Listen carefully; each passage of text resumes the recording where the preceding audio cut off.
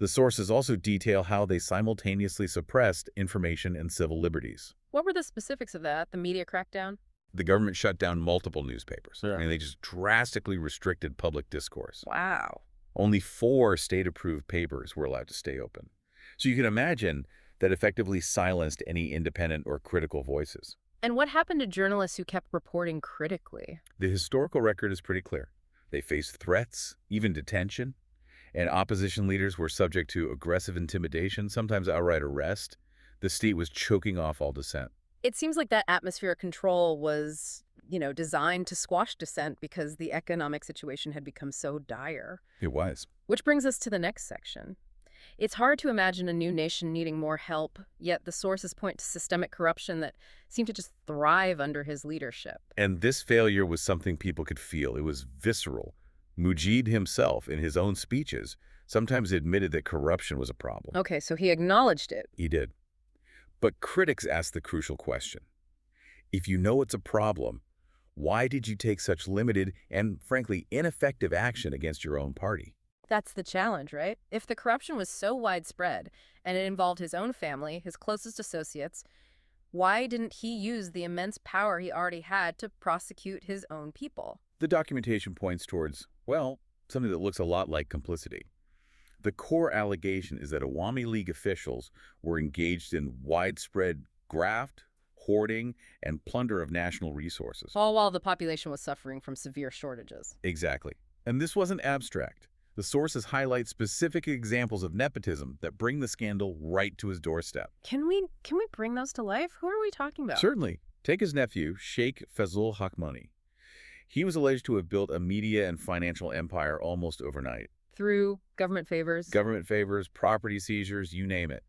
Then there were serious allegations involving Mujib's own brother in things like massive smuggling operations. So those closest to the top were the ones allegedly benefiting the most. Precisely. And it went beyond family. Look at his associates like Ghazi Golden Mostaf, who was the head of the Red Cross. The Red Cross. He faced serious charges of misappropriation. We're talking about allegedly diverting vital humanitarian aid. When the public sees that happening, trust in the government just evaporates. And the real economic damage was happening through this large-scale smuggling, right? Facilitated by these same party loyalists. The economic leakage was catastrophic. Estimates suggest billions of taka worth of vital goods. Like what? Jute, which was the country's main export. And even more crucially, food grains. They were being illegally moved across the border. And this black market, allegedly protected by party members, it created artificial scarcity. It did. It worsened the economic instability that was already plaguing the country.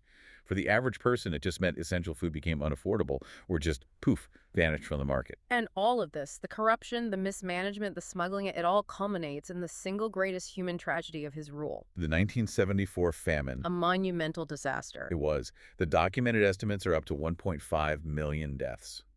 And while severe floods definitely made it worse. The core failure, according to critics, was internal. Yes.